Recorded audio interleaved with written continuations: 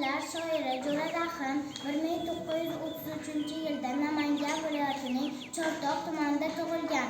Shoirning Momaqaldiroq qo'ng'irog'i 1,12 yulduz deb nomlangan 10dan ortiq kitoblar nashr etilgan.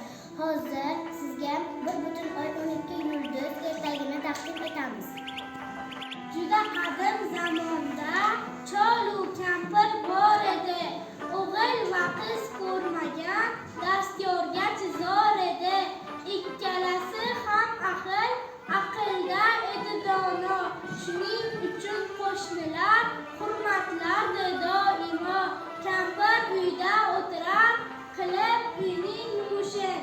Chol omochla yer haydab, tamomlar dala ishin. Bug'doy urish to'yiga chol qirga ketdi bir kun. Kampir qoldi uyda ovqat tayyorlash uchun. Mana ovqat ham tayyor, kim etib berar qirga? Kampir yalinib ko'rdi qo'shni o'g'li Tohirga. O'rgilay o'g'lim shuni, eltib bergin buvangga.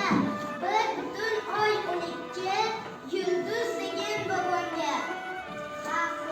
Deya Tohirjon jo'nabdi qir tomonga. Yo'l yurish va charchoqlik oxir tegibdi jonga. So'ng madori quribdi, qorni ocha boshlabdi. Tugunni yerga qo'yib, asta yecha boshlabdi. Tugunda so'lqillama bir qatlama bor ekan.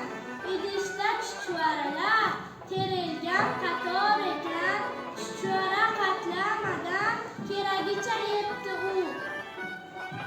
Qolganini eltarman bobomlarga, Debdi u. Yetib borib boboga topshirarkan tugunni, debdi. Bugunchi menga tayinladilar shuni, bu tugunni buvangga eltib bergin dedilar. 1,12 yulduz degin dedilar.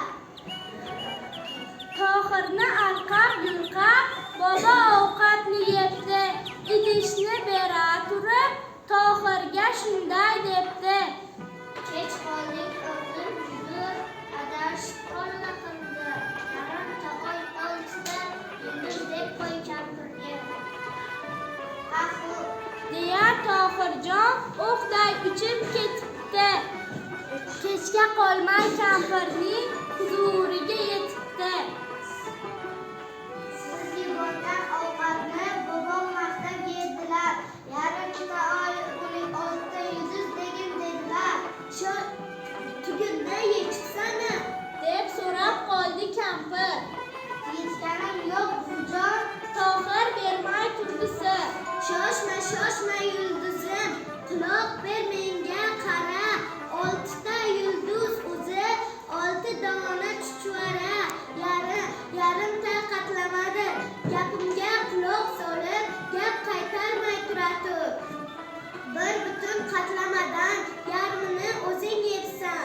Nega hech tan olmaysan? Sira yemadim deysan.